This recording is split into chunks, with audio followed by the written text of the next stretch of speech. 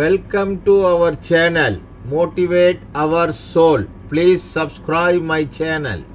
பெருமதிப்பிற்கும் உரிய நடுவர் அவர்களே, இரண்டு அணிகளையும் சார்ந்த அறிஞர் பெருமக்களே, பிறருக்கு உதவுவதையே குறிக்கோளாக கொண்டிருக்கிற ரோட்டரி சங்கத்தின் இனிய சகோதர சகோதரிகளே, உங்கள் அத்துணை பேருக்கும் என்னுடைய பணிவான வணக்கங்கள். ஐயா எதிரணியிலிருந்து சேஷாத்ரி வந்தார். ஆமாம், இந்த வயசுலேயே இவர் இவ்வளோ சோர்ந்து போயிருக்கக்கூடாது. அவருக்கு கொடுத்தவருமா காக்கா பிரியாணி சாப்பிட்டா காக்கா குரல் வராமல் உன்னிகிருஷ்ணன் குரல் வருமானு கேட்குறாரு. அப்போ இந்த படத்தை இத்தனை வருஷம் கழிச்சு நீங்கள் இன்னைக்கு காலையில் தான் பார்த்தீங்களா? இவ்வளோ லேட்டாக இருக்கிறீங்க. ஆனால் ஒன்று ஞாபகம் வச்சுக்கோங்க, 5 ரூபாய் கொடுத்தீங்கன்னா காக்கா பிரியாணி தான் கிடைக்கும். அப்போ நம்ம என்ன தருகிறோமோ அதுக்கு ஒருத்தான பொருளை தான் நீங்கள் பெற முடியும். அதிகமாக தருகிறவர்கள் சிறப்பான பொருளை பெறுவார்கள் என்பதை தயவு செய்து சேஷாத்ரி அவர்கள் புரிந்து கொள்ள வேண்டும். இதில் நாங்களாம் யாருமே இல்லாத கடையில் யாருக்கு டீ ஆற்றிக்கிட்டு இருக்கோன்னு வேற கேட்குறாரு. அப்படி ஆத்திர கடைகளும் உண்டு. நீங்கள் வாட்ஸ்அப்பில் படிச்சிருப்பீங்க, ஏதோ ஒரு கடையில் ஒருத்தர் போய் மொத்தம் 5 டீ 2 டீ எக்ஸ்ட்ரா அப்படின்னு இருக்கிறார். உடனே 3 டீ மட்டும் அவங்களுக்கு கொடுத்துட்டு ஒரு நோட்டில் 2 டீ எக்ஸ்ட்ரான்னு எழுதி வச்சுக்கிட்டாங்க. கொஞ்ச நேரம் கழித்து சில காலேஜ் பசங்க வந்து மொத்தம் 10 டீ 2 டீ எக்ஸ்ட்ரா அப்படின்னு இருக்காங்க. 8 டீ அவங்களுக்கு கொடுத்துட்டு 2 டீன்னு எழுதி மட்டும் வச்சுக்கிட்டாங்களாம். ஏன்னு கேட்கும்போது ஒருத்தர் என்னங்க எக்ஸ்ட்ராங்கிறாங்க, அதை எழுதி வச்சுக்கிறீங்கன்னு கேட்டபோது அந்த கடைக்காரர் சொன்னாராம், இல்லை இந்த பகுதியில் நிறைய வயசானவங்க, ஏழைகள், அனாதைகள் இருக்கிறாங்க. அவங்க வர்ற நேரம் உதவி செய்ய முடியாதுங்கிறதுனால சில பேர் என்ன பண்ணுறாங்கன்னா, அவங்கள்ட்ட காசு இருக்கும்போது அவங்க டீ குடிக்க வரும்போது கூட 1 டீ 2 டீக்கு பணம் கொடுத்துட்டு போயிடுவாங்க. அதை நாங்கள் கணக்கில் எழுதி வச்சுக்கிடுவோம். கொஞ்ச நேரம் கழிச்சு ஏதாவது ஒரு அனாதை, ஒரு ஏழை வந்து ஏதாவது டீ கிடைக்குமாங்கும் போது 2 டீயை கொடுத்துட்டு இதில் டிக் போட்டுக்குவோம். யாருமே இல்லாத கடையில் டீ போட்டால் கூட அது தருகிற போது கிடைக்கிற இன்பத்திற்கு நிகரே கிடையாது என்பதை என்னுடைய சகோதரர் புரிஞ்சுக்கணும். ஏன்னா இல்லாத சூழ்நிலையில கடை எங்க இருக்குன்னு சொல்லுங்கம்மா, நாங்களும் அதைத்தாயே நானும் கூகுளில் தேடிக்கிட்டு இருக்கேன். இல்லாத சமயத்தில் கூட கொடுத்தே பழக்கப்பட்ட இனங்க நம்மளுடைய தமிழ் இனம். சமீபத்தில் கஜா புயல் வந்தப்ப அந்த மக்கள் நொந்து போயிருக்கிறாங்க. எல்லாத்தையும் இழந்து நொந்து போயிருந்த நிலையில திருச்சியிலிருந்து கல்லூரி மாணவர்கள் மாணவிகள் எல்லாம் ஒரு வேன் நிறைய போய் அவங்களுக்கு நிறைய பொருட்கள் கொடுத்துட்டு அவங்க திரும்பும்போது அந்த விவசாயிகள்லாம் சுற்றி நின்று, இவ்வளவு எங்களுக்கு கொடுத்துருக்குறீங்க, நீங்கள் வெறும் கையோடு போகக்கூடாது என்று அந்த வண்டி நிறையா இளநீர்களை ஏற்றி அவர்களுக்கு தந்து அனுப்பியிருக்கிறார்கள் என்று பெறுகிற இடத்தில் இருக்கும்போது கூட தருகிறவனாக இருக்கிறவன் தமிழன் என்று நிரூபித்த மண் இந்த மண். இங்கே வந்துக்கிட்டு ஏன் இவ்வளவு ஆவேசமாக மாமியார் வீட்டில் வாங்குறதையும் மாமனாருக்கு கொடுக்குறது? ஏன் நீங்கள் என்ன கொடுத்துட போகிறீங்க? மாமனாருக்கு போகும்போது வேணால் ஒரு காவி வேட்டி வாங்கிட்டு போய் கொடுப்பீங்க. மாமியாருக்கு இந்த ரேஷன் கடையில் கொடுத்த சேலையை நல்லா பேக் பண்ணி கொடுக்க போறீங்க. அவர் அதை கூட கொடுக்கலையாம்மா. ஆனால் அவங்க உங்களுக்கு தர்றது எவ்வளவு? உங்கள் மனைவி பேரில் சொத்தையும் சேர்த்து தானே நீங்கள் வாங்கிட்டு வந்துடுறீங்க. இப்படி ஏன் வருத்தப்படுறீங்கன்னு எனக்கு ரொம்ப ஆச்சரியமாக இருக்குது. இதில் எங்கள் ஐயா வேற, இந்த இயற்கை தானே நமக்கு எல்லாமே, இந்த சமூகம் தானே தருகிறது, இல்லைன்னு சொல்லலை. சமூகம் தருகிறது, நம்ம வாங்கிக்கிறோம். ஆனால் இவ்வளவு இயற்கையை தந்த சமூகத்துக்கு ஒரு மரக்கன்று நடும்போது நமக்குள்ளே கிடைக்கிற ஒரு மகிழ்ச்சி எவ்வளவு இருக்குது. நம்ம ஒரு விருட்சத்தை உருவாக்கலை, காட்டை உருவாக்கலை, ஆனால் ஒரு மரக்கன்று நாம் நட்டோம். நம்முடைய குழந்தை பிறந்த நாளுக்கு இந்த சமூகத்துக்கு ஒன்றை திருப்பி தர முடிந்தது என்கின்ற மகிழ்ச்சி எவ்வளோ பெரிய மகிழ்ச்சிங்க. ஐயா சொன்னாங்க, வள்ளுவர், பாரதி, ஜெயகாந்தன் வாங்கிக்கிட்டோமே. அவங்க தந்தாங்கல்ல. வள்ளுவர் காலத்தில் எவ்வளோ பேர் வாழ்ந்தாங்க, அவங்க நமக்கு தந்தாங்களா? இல்லையே. வள்ளுவர் தந்ததனால்தான் நாம் வாங்க முடிந்தது. ஜெயகாந்தன்ட்ட உங்களுக்கு ரொம்ப பிடிச்ச கதை என்னன்னு கேட்கும்போது, ஜெயகாந்தன் ஒரு கதை சொல்லியிருக்கிறார். ஒரு பிரான்ஸ் நாட்டு கதை ஒன்று எனக்கு ரொம்ப பிடிக்கும். அதில் ஒரு ஃபாதர் ஒரு தனியாக ஒரு வீட்டில் இருப்பார். ஒரு திருடன் அவர் வீட்டுக்கு விருந்தினராக போவான். ஐயா எனக்கு நைட்டு தங்க இடம் இல்லை, உங்கள் வீட்டில் தங்கிக்கிறேன்னு ஃபாதர் தங்கி கோப்பான்றுவார். விடிகிறதுக்கு முன்னாடி அவன் என்ன பண்ணிடுவான், மெழுகுவர்த்தி ஸ்டாண்ட் இருக்கு இல்லையா, 2 வெள்ளி ஸ்டாண்டு அவர்கிட்ட இருக்கும். அவருக்கு தெரியாமல் ஒரு ஸ்டாண்டை திருடிட்டு ஓடி போயிடுவான். காலையில் 10 மணிக்கு போலீஸ் அந்த திருடனை கூட்டு வந்துடுவாங்க. பார்த்த உடனே இந்த ஃபாதர் என்ன பண்ணுவார், இன்னொரு வெள்ளி ஸ்டாண்ட் எடுத்துகிட்டு வேகமாக ஓடுவார். என்ன நண்பரே இப்படி பண்ணிட்டீங்க, நான் உங்களை 2 ஸ்டாண்டையும் எடுத்துகிட்டு போக சொன்னேன், நீங்கள் பாட்டுக்கு 1 மட்டும் எடுத்துகிட்டு போயிருக்கீங்க, நான் தூங்குனதுனால கவனிக்கல, இருந்தாங்க பிடிங்க, இதையும் கொண்டு போங்கன்னு கையில் கொடுத்த உடனே போலீஸ் சொல்லுவாங்க, சாரி இவர் திருடர் இல்லையா, உங்களுடைய நண்பரா அப்படின்னு கேட்ட கணத்தில் அந்த திருடன் திருந்தி விடுவான். இந்த சமூகத்துக்கு ஒன்றை தருவதன் மூலமாக அவர்களை திருத்த முடியும் என்று அந்த கதை சொன்னது, அது எனக்கு பிடித்தது என்று ஜெயகாந்தன் சொன்னார். இந்த மானுட குலத்தை நீங்கள் மாற்ற வேண்டும், மீட்க வேண்டும் என்றால் அது தருவதின் மூலமாகத்தான் நிகழும் நடுவர் அவர்களே. ஐயா சொன்னாங்க, ஒரு தாத்தாவா இருந்தா தான் உங்களுக்கு முத்தம் பெறுவதின் மகிழ்ச்சி தெரியும். ஐயா, அதுக்கு முன்னாடி நீங்கள் யோசிச்சு பாருங்க, நம்ம ஒரு மகளா அம்மா அப்பா கிட்ட வாங்கின முத்தங்களை விட நமக்கு முத அந்த குழந்தை பிறக்கும் போது ரத்தமும் சதையுமா ஒரு ரோஜாப்பு பிறந்த மாதிரி, நம்ம ஜெராக்ஸ் மாதிரி நம்ம குழந்தை கையில் கிடைச்ச உடனே அந்த குழந்தையின் நெத்தியில நாம ஒரு முத்தம் தருகிறோம் பாருங்க, அது தருகிற சிலிர்ப்பை வேற ஏதாவது இந்த உலகத்துல தர முடியுமாங்க? அந்த கணம் ஆனந்தம் இல்லையா? அது எவ்வளோ பெரிய நல்ல தருணம். குரான்ல ஒரு அழகான ஒரு விஷயம் வரும். எல்லையற்ற அருளாளனான அல்லாஹ் இந்த உலகத்தை படைக்கிறார். இந்த உலகத்தை படைக்கும் போது இந்த உலகம் பேலன்ஸ் இல்லாமல் அப்படி இப்படி ஆடிக்கிட்டு இருக்கு. உடனே அவர் என்ன பண்றார், அங்கங்கே இந்த பேப்பர் வெயிட்டை தூக்கி வைக்கிற மாதிரி மலைகளை தூக்கி வைக்கிறார். உடனே உலகம் சமநிலை பெற்றுச்சு. பக்கத்தில் இருந்த அந்த தூதர் கேட்குறாரு, இறைவனே உங்களுடைய படைப்பிலேயே இந்த மலைகள் தான் பெருசா அப்படின்னு கேட்குறார். அப்படிலாம் சொல்ல முடியாது, இந்த மலையவே உடைக்கக்கூடிய உளிகளை இரும்பை நான் தானே படைச்சிருக்கேன் அப்படின்னார். அப்போ இரும்பு தான் உங்கள் படைப்பில் பெருசா? அப்படியும் சொல்ல முடியாது. அந்த இரும்பையே உருக்கக்கூடிய நெருப்பை நான் தானே படைச்சிருக்கேன் அப்படின்னார். அப்போ நெருப்பு தான் பெருசா? அப்படியும் சொல்ல முடியாது. நெருப்பையே அணைக்கக்கூடிய மழையை தண்ணீரை நான் தானே படைத்திருக்கிறேன். அப்போ உங்கள் படைப்பிலேயே தண்ணீர் தான் பெருசா? அப்படியும் சொல்ல முடியாது. அந்த தண்ணீரின் போக்கையே மாற்றக்கூடிய காற்றை நான் தானே படைத்திருக்கிறேன்னார். அவங்க ரொம்ப நொந்து போய், அப்போ உங்கள் படைப்பிலே எதுதான் பெருசு? அதற்கு இறைவன் அழகாக பதில் சொல்லுகிறார், என் படைப்பிலேயே எது பெருது தெரியுமா? வலதுகை கொடுப்பதை இடதுகைக்கு தெரியாமல் எவன் ஒருவன் கொடுக்கிறானோ அவன்தான் என் படைப்பில் பெரியவன் என்று சொல்லுகிறார். நீங்கள் இறைவனின் பார்வையில் பெரியவனாக இருக்க ஆசைப்பட்டால் அதுதான் ஆனந்தம் என்று நம்பினால் கொடுத்து பாருங்கள். ஐயா, நம்ம சைவத்தில் ஒரு வார்த்தை வருங்க, சிவன்னு ஒரு வார்த்தை இருக்கு, சிவம்னு ஒரு வார்த்தை இருக்கு. நீங்க கேள்விப்பட்டிருக்கீங்களா? கேட்கும் போது ரெண்டும் ஒரே மாதிரி தான் இருக்கும், ஆனால் ரெண்டும் வேற. சிவம் வேற, சிவன் வேற. சிவன் என்பது இறைவன், சிவம் என்பது இறை நிலை. நம்ம எல்லாரும் இறைவனாக முடியாது, ஆனால் இறை நிலையை அடைய வேண்டுமானால் சிவமாக மாற வேண்டும் என்றால் அன்பே சிவம் என்பதை உணர்ந்திருக்க வேண்டும். யார் தருகிறார்களோ அவர்கள் சிவமாக மாறுகிறார்கள், பெறுகிறவர்கள் மனிதர்களாகவே தொடர்கிறார்கள். இப்போ இறைவனா நம்ம மாறணும்னா நாம் கொடுக்க வேண்டும், மனிதனாகவே இருக்க வேண்டும் என்றால் பெற்றுக்கொள்ள வேண்டும். நடுவர் அவர்களை ஒன்றை சொல்லி நான் முடிச்சிடுறேன். எதிரணியில் இருக்கிற ராஜா அவர்களுக்கு ரொம்ப பிடிச்ச ஒரு கதை, தி ஜானகிராமன் எழுதிய சிலிர்ப்புன்னு ஒரு கதை. அந்த கதையில் ஒரு அப்பா மகனை ரொம்ப நாள் சொந்தக்காரங்க வீட்டில் விட்டுருப்பார். அவனை ட்ரெயினில் கூட்டு வருவார், சின்ன பையன். அதே ட்ரெயினில் அம்மா அப்பாவை பிரிஞ்சு இன்னொரு வீட்டுக்கு குழந்தைய எடுக்கிற வேலை பார்க்குறதுக்கு இன்னொரு சின்ன பாப்பா போகும், ஒரு 12 வயசு பாப்பா. இந்த பையனுக்கு ஒரு 10 வயசு. அவங்கள பற்றி பேசிக்கிட்டே போவாங்க. இந்த பையன் ஒரு ஸ்டாப்பில் நிற்கும் போது எனக்கு ஆரஞ்சு பழம் வேணும், ஆரஞ்சு பழம் வேணும்னு அடம் பிடிப்பான். உடனே இவர் ஆரஞ்சு பழம் வாங்கி கொடுப்பார். வாங்கி கையில் வச்சுக்கிட்டு, இந்த அம்மாவை பார்த்து ரொம்ப நாள் ஆச்சுல்ல, அம்மாவை உரிச்சு கொடுக்க சொல்லி நான் சாப்பிடுவேன், அந்த பழத்தை பத்திரமா வச்சுருப்பான். அந்த ட்ரெயினில் அவனுக்கு தூக்கம் வரும், தூங்கும்போது கூட அந்த ஆரஞ்சு பழத்தை இறுக்கி இந்த குழந்தை பிடிச்சிக்கிட்டே இருக்கும். சார், அம்மா கையால் கொடுத்து சாப்பிடணும்னு இந்த குழந்தை எவ்வளவு அம்மா மேலே ஏக்கமாக இருக்குன்னு அவர் நினச்சிக்கிட்டே வருவார். இவங்க இறங்க வேண்டிய ஸ்டேஷன் வரும். அது வரைக்கும் அந்த குழந்தைகிட்ட பேசிக்கிட்டே போவாங்க. உங்கள் அம்மா அப்பாவை விட்டுட்டு போறியாம்மா? ஆமாம். அங்கே போய் என்ன செய்வேன்? அங்கே ஒரு ஜட்ஜி வீட்டுக்கு போகிறேன், அவங்க குழந்தைய நான் வளர்க்குறதுக்கு போகிறேன், அவங்களுக்கு வீட்டு வேலை செய்ய போகிறேன். இந்த குழந்தை சொல்கிறத இந்த பையன் கேட்டுக்கிட்டே வருவான். இவங்க ஸ்டாப் வந்து இறங்க போவாங்க பாருங்க. இவங்க ஸ்டேஷன் வந்த உடனே வாசல் வரைக்கும் வந்துட்டு இருப்பா வந்துடுறேன்னு தன் அம்மாட்ட கொடுத்து சாப்பிடணும்னு நினச்சி தனக்காக வைத்திருந்த ஆரஞ்சு பழத்தை ஓடி போய் அந்த சிறுமியின் கைகளில் கொடுத்து நீ சாப்பிடுக்கான்னு சொல்லிட்டு அந்த பையன் ஓடி வருவான். அப்பா அவனை கட்டி பிடித்து கொண்டு சொல்வார், அவனை அந்த நிமிடம் கட்டி தழுவும் போது சச்சிதானத்தையே தழுவிக்கொண்ட ஒரு சிலிர்ப்பு எனக்குள் ஏற்பட்டது என்று சொல்வார். நாம குழந்தைகளுக்கு ஒன்று தருவது மகிழ்ச்சி என்றால் அதை இன்னொருவருக்கு அந்த குழந்தை தானமாக தருகிறதே, அதை பார்க்கும் போது நமக்கு ஏற்படுகிற மகிழ்ச்சி தான் உண்மையான ஆனந்தம் என்று சொல்லி வாய்ப்புக்கு நன்றி கூறி விடைபெறுகிறேன். நன்றி, வணக்கம். ஒரு கதையவே கொண்டாந்துட்டாங்க. அது சச்சிதானந்த பார்த்துருக்காங்களாம். நம்ம காசை இழந்துக்கிட்டு உட்கார்ந்துருக்கோம், அவங்க சச்சிதானந்த பெருவெள்ளத்தில் இருக்கிறாங்க. இது ராஜாவுக்கு வேற பிடிக்குமா? அப்படின்னா என்ன அர்த்தம்? எதிராக பேசிடாத, கதை சொல்லிட்டேன் அப்படின்னு முன்னாடியே அவருக்கு ஒரு அணை போட்டு வச்சுருக்காங்க.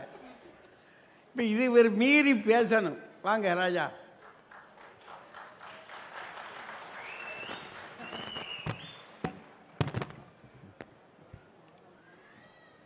பட்டிமன்ற நடுவர் தமிழறிஞர் அவர்களே, இரண்டு அணிகளையும் சார்ந்த அறிஞர் பெருமக்களே, திரளாக வருகை தந்திருக்கக்கூடிய உங்கள் அத்தனை பேருக்கும் என்னுடைய அன்பான வணக்கத்தை முதலில் தெரிவித்துக் கொள்கிறேன். மத்தியான நேரம் பட்டிமன்றம் நடத்தினா இப்படி தான் இருக்கும். அதுவும் பிரியாணி சாப்பிட்ட பிறகு இன்னும் ஜாஸ்தியாக இருக்கும். நான் முதலையே எஸ்கேஆர் சுரேஷ்கிட்ட சொன்னேன், ஐயா இது சிரமம் ஐயா, எங்கே ரொம்ப சிரமம், எல்லாரும் தூங்கி வழிவாங்க என்ன. அதெல்லாம் ஒன்றுமில்ல, நாங்கள் ரொம்ப விழிப்பாக இருப்போம், ஆனந்தத்தை பற்றி பேசுவோம்னு சொல்லிட்டு எங்களெல்லாம் கூப்பிட்டு வந்தார். அது இந்நேரம் ஆனந்தமாக தானே இருக்கும். ஆனந்தத்தை பற்றி பேசுங்கன்னா அந்த அம்மா சச்சிதானந்தத்தை பற்றி பேசிக்கிட்டு இருக்கு. இது ஆனந்தம் சொன்னாலே கேட்க மாட்டேங்குது. இதில் அதை விட பெருசு ஒன்றும் இல்லைங்க, ரொம்ப எளிமையானது. இன்னைக்கு நானும் பேராசிரியர் ராஜாராம் ஐயாவும் ஒரே மாதிரி வேஷ்டி, கரை வச்ச வேட்டி கட்டியிருக்கோம். நான் வேணா நீங்கள் திரும்பி பாருங்கள். இது ரெண்டு பேரும் எல்லாருமே சேர்ந்து ஒரு பட்டிமன்ற நாகர்கோவிலுக்கு போனோம். அங்கே பெற்ற வேட்டி எனக்கு மட்டும் தரமாட்டேன்ட்டாங்க. ஐயாவுக்கு ஜரிகை கரை வேட்டி, இந்த கரை கிடையாது. அங்கே பெண் பேச்சாளர்களுக்கு காட்டன் புடவை கொடுத்தாங்க. அதை வாங்கிக்கிட்டு இதே கவிதா ஜவஹர் சொன்னது இன்னும் எனக்கு ஞாபகம் இருக்கு. எத்தனையோ ஊரில் பேச போகிறேன்னே, இங்கே தானே இது கிடைச்சிருக்கு. சச்சித் ஆனந்தம் ஒரு காட்டன் புடவையில் கிளியராக முடிஞ்சது. இதுக்கு எதுக்கு லாசாரா கதை, ஜானகிராம கதை? அது வாங்கும்போது ஒரு சிலிர்ப்பு வந்துச்சே, அந்த சிலிர்ப்பு எங்கேயும் கிடையாது. கைதட்டலில் கூட வரல. முடியும் போது நீங்கள் நாகர்கோவிலில் ஞாபகமாக வச்சுக்கோங்க, உடனே இவங்க அடிக்கடி கூப்பிடுங்க, அப்பப்போ புடவை கொடுங்க. ஏம்மா இப்படி கிளம்பியிருக்கீங்க? இது ரொம்ப கஷ்டங்க. அவங்க நீங்கள் இறைவனாக மாற வேண்டுமா, கொடுத்து பாருங்கள். எங்களுக்கு என்ன பிரச்சனை? கடவுள் இருக்கிற கடவுள் இருக்கட்டும், நாங்கள் மனுஷனாகவே இருக்கோம். நீங்கள் கொடுங்க. 20 தொகுதியில் ஒரு தொகுதிக்கு தான் இடைத்தேர்தல்னு 19 தொகுதி நொந்து கிடக்கான். ஜனநாயக கடமை ஆற்ற முடியலேன்ற வருத்தமா? இல்லை, கொடுக்கும் பொழுது வாய்ப்பு கிடைக்காம போச்சு. அதனால அந்த ஒரு தொகுதியும் இப்ப நடத்தாதுன்னு சொல்றான். அதுவும் கையில கிடைச்சது நழுவி போயிடும் போல. அதுக்கு பெரிய பெரிய ஆள்களாம் நடக்கும், நடக்காமலும் போகும். காலங்காத்தாலேயே ஏதோ கொஞ்சம் கொடுப்பாங்கன்ற நம்பிக்கையில் தானுங்க இருக்கோம். என்னங்க நீங்க தருகிறதற்கு ஒர்த்தானால்தான், அது ஒர்த்தான பொருளைத்தான் நீங்கள் பெற முடியும். அந்த அம்மா 5 ரூபாய்க்கு கொடுத்தா காக்கா பிரியாணி தான் கிடைக்கும். தருவதற்கு ஏற்ற பொருளை பெறுவது அப்படின்னா அதுக்கு பேர் காமர்ஸ், அது வணிகம். அது தருவதல்ல. இங்கே என்ரோல் பண்ணுறதுல எனக்கு தெரிய, நான் கேள்விப்பட்டேன், இவ்வளவு பெரிய மெம்பர்ஷிப் எந்த டிஸ்ட்ரிக்ட் கான்ஃபரன்ஸுக்கு இல்லை அப்படின்னு கேள்விப்பட்டேன். 3000 பேருக்கு மேலே வந்திருக்கிறாங்கன்னு. இங்கே எல்லாரும் ஒரு பணம் கொடுத்து தான் என்ரோல் பண்ணுறீங்க. உள்ளே வந்து ஓரளவு நிகழ்ச்சி நல்லா இருந்தால் தானுங்க அடுத்த முறை சந்தோஷமாக வருவாங்க. என்னய்யா சாப்பாடு சரியில்லைன்னு வைங்க, அதில் மெனு வேற போட்டுறாங்க முதல்லையே. நம்ம இலையில் அதில் 4 காணோம். கூப்பிடு, அந்த கூப்பிடு, அந்த கன்வீனரை கூப்பிடு. மெனுவில் இருக்கே இது எங்கே? அதாங்க இதுன்னு சொல்ல முடியுமா?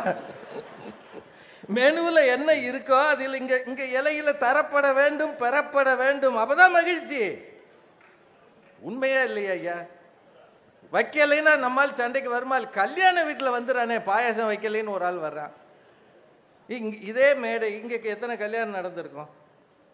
நீங்கள் மாப்பிள்ளையும் பொண்ணு 2 மணி நேரம் நிற்கிறானே, 3 மணி நேரம் கூட நிற்கிறான். ஏன் அவ்வளவு கொடுக்குறாங்க?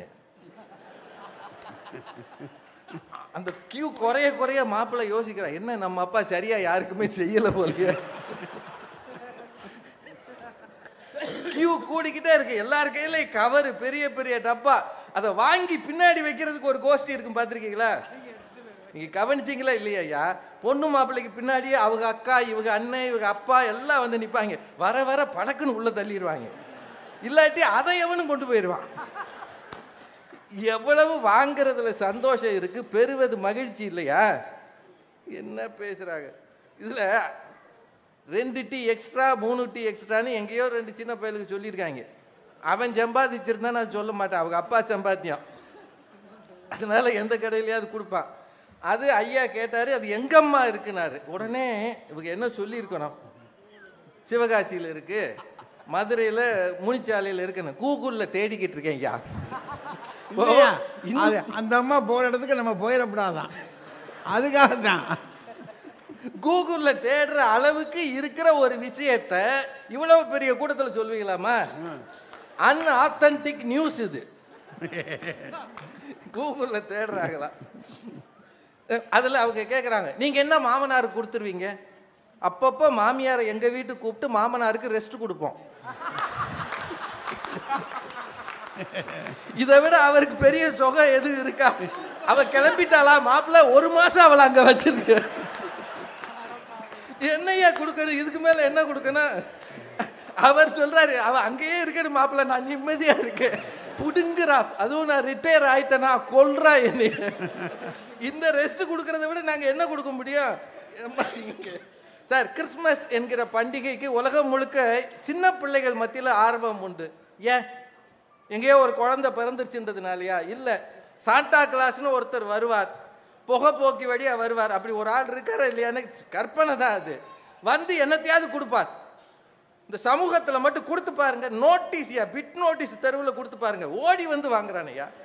ஆமாம், பல்படி மறைக்க வேற ஒன்றும் வேண்டாம். அது நம்ம இங்கே அங்கங்கே எக்ஸிபிஷன் வச்சுருக்கோம்ல, டெல்லி அப்பளம் கொடுக்குறான்ல, இத்தனோடு பிச்சு கொடுப்பான். அதுக்கு என்ன அடிதடின்றீங்க? எதை கொடுத்தாலும் சமூகம் வாங்கி மகிழ்கிறது, பெறுவதில் தான் இங்கே இருக்கிற மகிழ்ச்சி. கொடுத்து பாருங்க சார். கொடுத்துட்டு சந்தோஷமாக வந்து எத்தனை பேர் இருக்கீங்க? சரி, நம்ம நேர்மையாக நமக்குள்ளே பேசுவோம், வேற யார்கிட்டையும் பேச வேண்டாம். நேர்மையாக சொல்லுங்கள், கொடுத்துட்டு சந்தோஷமாக இருக்கிறது யார்? எனக்கு என்னவோ யாரும் இல்லை. அவர் சண்முகம் நிறைய செய்திகள் சொன்னார். எனக்கு ரொம்ப பிடிச்சமான பேச்சாளர் சண்முகம். ஏன்னா கூட்டத்துக்கு பேசாமல் பேச்சாளருக்கு பேசுகிற மிகச்சிறந்த பேச்சாளர் சண்முகம். ஏன் தெரியுமா? அவர் பேசுகிறதுல அவ்வளவு செய்தி பொருள் பொதிந்து இருக்கும். அது இப்போ காலையில் கேட்டால் கொஞ்சம் புரியும், சாயந்தரம் கேட்டால் புரியும், சாப்பாட்டுக்கு பிறகு கேட்டால் புரியாது. அதுவும் நல்ல சாப்பாட்டுக்கு பிறகு சுத்தமாக புரியாது. அவர் சொல்கிறாரு, லாசாராவுக்கு சாகித்ய அகாடமி விருது ஒரு நாரத்தங்கா, இந்த நாரத்தங்காவை வந்து விருதை விட பெருசுன்னு எழுதினார் அப்படின்னு. ஏன்னா ரெண்டுமே அவர் பெற்றது. பெற்றதில் எது பெருசுன்னு சொல்ல முடியும்? ஒருவேளை நாரத்தங்காவை அவர் பெறாதிருந்தால் சாகித்ய அகாடமி விருது பெருசுன்னு நினச்சிருக்கலாம் இல்லையா? இப்போ ரெண்டை பெறும்போது எது பெருசுன்னு சொல்கிறார்ல, இதில் எது ஆனந்தம்னு சொல்கிறாரு. இது எங்கள் கட்சிக்கான வாதம். என்னவோ சார், அந்த அம்மா நம்பர் 1 பேசினாங்கல்ல, கர்நாடகாவிலே ஒருவர் கொடுத்தார். கர்நாடகாவிலேருந்து காவிரி தண்ணியை கொடுக்க சொல்லுங்க, நீங்கள் வேற ஒன்றும் கொடுக்க வேணாம். அந்த தண்ணியை கொடுத்துட்டீங்கன்னா நாங்கள்லாம் நிம்மதியாக இருப்போம். உண்மையிலேங்க மற்றவர்கள் கொடுக்கும்போது வாங்கணுன்ற எண்ணம் எல்லாருக்கும் இருக்கிறது. யாராவது ஒருத்தருக்கு வேணாம்னு சொன்னதா நீங்கள் யோசிச்சு பாருங்க. சார் எனக்கு வேணாம் சார், நிறைய இருக்குது. அப்படி இருந்திருந்தால் எத்தனை பெரிய வசதி படைத்தவர்கள் கவர்மெண்ட் கொடுக்குற இலவசங்களை வாங்குறாங்க சொல்லுங்க பார்ப்போம். இப்போ 1000 ரூபான்னு அனௌன்ஸ் பண்ணியிருக்காங்கல்ல, எல்லாரும் அந்த வறுமை கோட்டு கீழே இருக்கிறவங்களா? ஆனால் நம்ம 1000 ரூபாய் விடுவோமா? எதுக்கு சொல்லுங்க, விடுவோமா? நம்மால் என்ன சொல்ற, அவன் கட்டின வரியில் அதுதான் ஏன் மிச்சம் நமக்கு கொடுக்க சொல்லியா? வாங்குறோம்ல. நம்ம வீடு வறுமை கோட்டுக்கு மேலே தான் இருக்கிறது. ஆனாலும் அரசு கொடுத்தால் வேண்டாம் என்று சொல்வதில்லை. அரசு கொடுத்த இலவசங்களை வாங்காத மனிதர்கள் எத்தனை பேர்? ஒருவேளை தமிழ் மக்கள் அப்படி இலவசங்களை வாங்க மாட்டோம் என்று சொல்லி இருந்தால் தமிழ்நாட்டின் அரசியல் வேறு வகையில் போயிருக்கும். மறந்துடாது, வேறு வகையில் போயிருக்கும். எனக்கு தேவையில்லை, நீ யார் எனக்கு டிவி கொடுக்க, நீ யார் எனக்கு மிக்சி கொடுக்க, என்னால் வாங்க முடியும் என்று சொல்லுகிறது நமக்கு இயல்பே இல்லை. எவ்வளவு கொடுக்குறோம், எவ்வளவு வந்தாலும் வாங்குறதா நம்ம எண்ணம். தயவுசெய்து அதை மறந்துடாதீங்க. இன்னும் ஒன்று சொல்லி நிறைவு செய்கிறேன். எல்லாரும் பார்க்குறீங்கல்ல, வாழ்க்கையில் என்ன அடிப்படையாக ஒரு விஷயம், இந்த சின்ன பிள்ளை ஒன்று பேசினது எல்லாரும் பார்த்துருக்கீங்கல்ல யூடியூப்பில், சங்கம் முக்கியமா சாப்பாடு முக்கியமா? அந்த குழந்தை சொல்லுது சாப்பாடு தான் முக்கியம், ஏன்னா பசிக்கும்ல அப்படின்னு வரும்போது பெறுவது தான் மகிழ்ச்சி இல்லையா? அதானங்க உண்மை. எப்போது பிறர் கொடுக்க நாம் பெறுகிறோமோ அப்போதுதான் முகத்தை, அது சரியா தப்பான்றது இல்லை இங்கே கேள்வி. ஆனந்தம் எப்போது? ஒன்றை பெறும்போது தான், பெறுவதில் தான் நமக்கு மகிழ்ச்சி இருக்கிறது என்று சொல்லி ரோட்டரி சங்கத்தை சார்ந்த எல்லாருக்கும் அது தெரியும். ஏதோ ஒரு கிராமத்தை தத்தெடுக்கும் போது, ஏதோ ஒரு பள்ளியில் போய் நீங்கள் அது கழிப்பறை கட்டி தரும்போது, அல்லது ஏதோ ஒரு ஊருக்கு குடிநீர் வசதி செய்து தரும்போது நீங்கள் மகிழ்வதை விட 1000 மடங்கு அந்த பயனாளிகள் மகிழ்கிறார்கள் என்பதை நீங்கள் அவர்களை பார்த்து தெரிந்து கொண்டிருப்பீர்கள். எங்கள் ஊரில் நல்ல தண்ணி இல்லை சார், எங்கள் ஸ்கூலில் குழந்தைங்க, பெண் குழந்தைங்க படிக்கிற ஸ்கூலு கழிப்பறை கூட இல்லை சார், நீங்கள் கட்டி கொடுத்துட்டீங்கன்னு அவங்க முகத்தில் தெரிகிற விரிகிற அந்த மகிழ்ச்சி இருக்கு இல்லையா, அதை பார்ப்பதினால் சொல்கிறேன். உங்களுக்கு அது நன்றாக தெரியும். தருவதை விட பெறுவதே மகிழ்ச்சி என்று சொல்லி வாய்ப்புக்கு நன்றி கூறி விடைபெறுகிறேன். நன்றி, வணக்கம். உரிய நேரத்தில் நிறைவு செய்வதற்கு முன்னாடி இதற்கு ஒரு தீர்ப்பு கொடுப்பதற்கு முயற்சி பண்ணணும். உள்ளபடி எண்ணி பார்த்தா நம்ம எல்லாரிடமும் பெறுவதில்தான் ஆனந்தம் இருக்கு.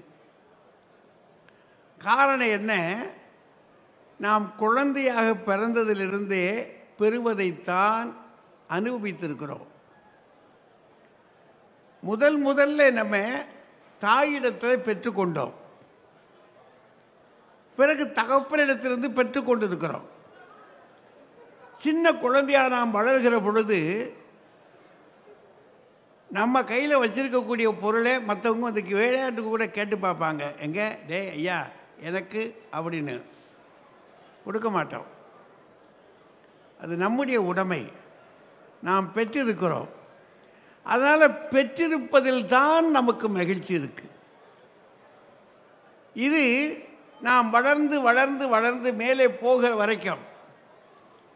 ஆனால் எப்போது நமக்குள்ளே ஒரு தாய்மை, ஒரு தகப்பன் தன்மை வருகிறதோ அப்போது இது திரும்புகிறது.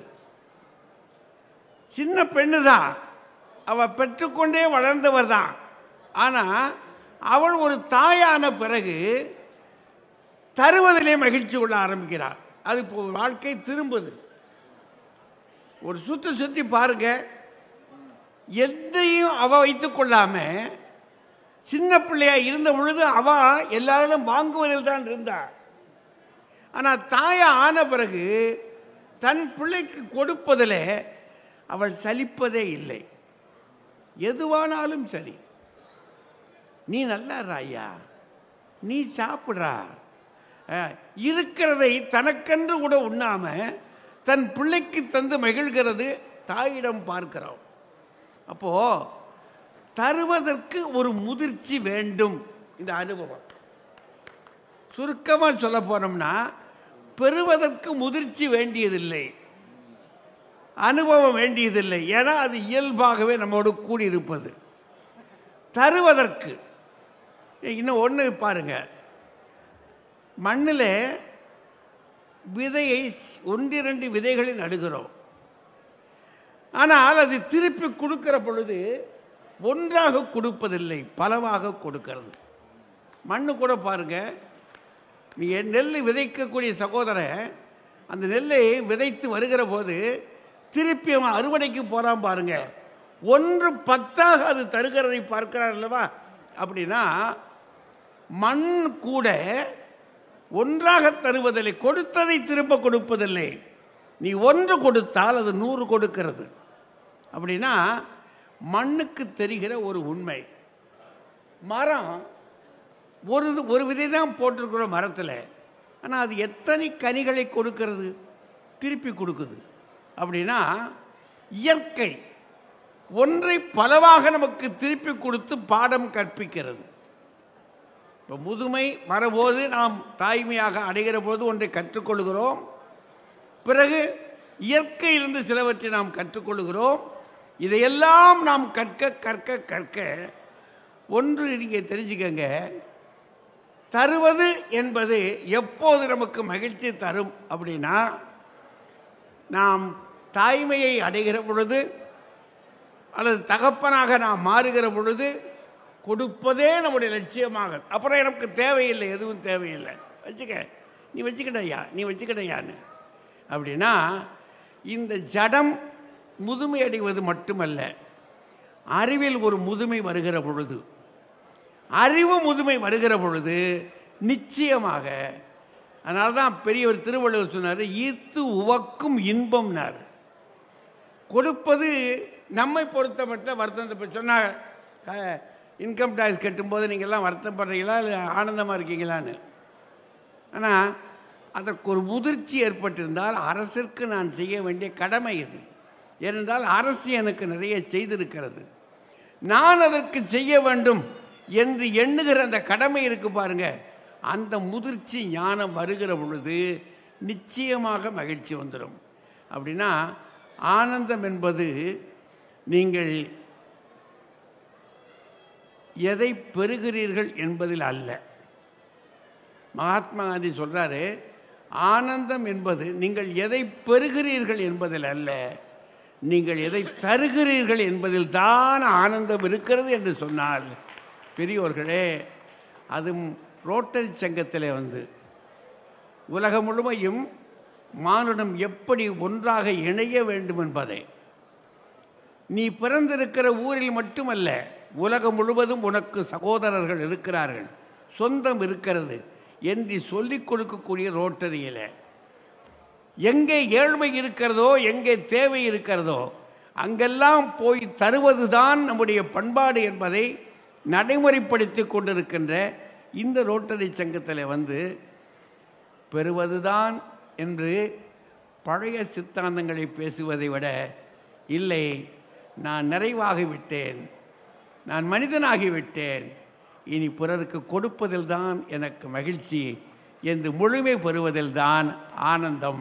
அந்த ஆனந்த திருவிழா தொடங்கிவிட்டது. நீங்கள் செயல்படுத்தி கொண்டிருக்கிறீர்கள், வளர்ந்து கொண்டிருக்கிறீர்கள். வாழ்க, ஆனந்தம் பெருகும். ஆனந்தம் கொடுப்பதில் தான், பிறருக்கு தருவதில் தான் ஆனந்தம். அதுதான் நிறைவான மகிழ்ச்சி. அதற்கு ஒரு உதாரணம், எத்தனை பெரிய ஞானி இறைவன் கண்ண பரமாத்மா உலகுக்கெல்லாம் கொடுத்தவன். உலகுக்கெல்லாம் கொடுக்கிற பொழுது உயர்ந்திருந்த அவனுடைய கரம் கர்ணனிடம் எப்பொழுது போய் அவன் கையேந்தி அன்றானோ, எப்போது கர்ணனிடம் போன போது அவரிடம் கிச்சை கேட்கிறவான் அல்லவா, செய்த தர்மங்களை எல்லாம் எனக்கு கொடு என்று கேட்கிற பொழுது அவன் கரம் தாழ்ந்து விடுகிறது என்று சொன்னால், அவன் படைத்த மனிதன் உயர்ந்து விட்டான், அவன் தாழ்ந்து விடுகிறான் என்று சொன்னால், நீங்களும் நானும் அந்த மகா பெரிய காரியத்தை அடைவதற்கு கண்ணனைப் போல் உயரவும் வேண்டும், கர்ணனைப் போல் அவனிலும் உயர வேண்டும் என்று சொன்னால் கொடுங்கள். அப்போது உங்களுக்கு கூட கொடுக்கப்படும் என்பதுதான் மற்றவர்கள் சொல்லியிருக்கக்கூடிய வேதங்களும்.